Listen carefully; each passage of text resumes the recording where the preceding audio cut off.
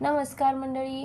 काही दिवसाआधी तेजश्री प्रधान विण दोघातील हे तुटे ना ही मालिका सोडणार असल्याच्या चर्चा रंगल्या होत्या. तेजश्री मालिका सोडणार असल्याच्या चर्चा रंगता चाहत्यांनी नाराजी व्यक्त केली.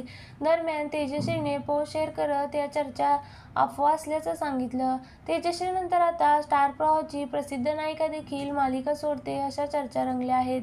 लक्ष्मीच्या पावलांनी या मालिकेतील मुख्य नायिका ईशा केसकरची मालिकेतून एक्झिट होणार आहे अशा चर्चा रंगल्या आहेत. काय आहे यामागचं कारण? लक्ष्मीच्या पावलांनी या मालिकेचा नवा अध्याय प्रेक्षकांना पाहायला मिळणार आहे.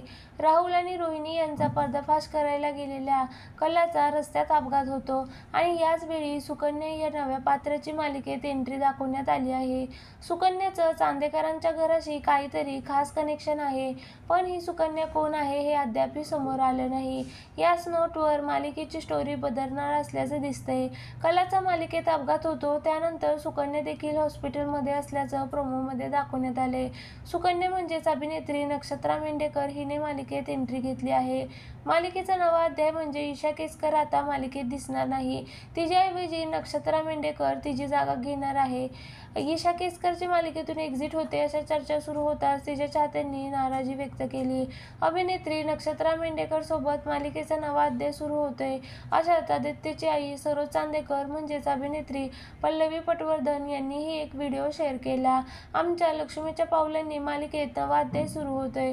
कथानक वेगळं वळण घेतंय. तुम्ही पाहिलं असेल एक नवा चेहरा मालिकेच्या कुटुंबात सहभागी होतोय. या व्हिडिओनंतर ईशा केसकर मालिका सोडणार या चर्चांना आणखीन दुजोरा मिळाला आहे.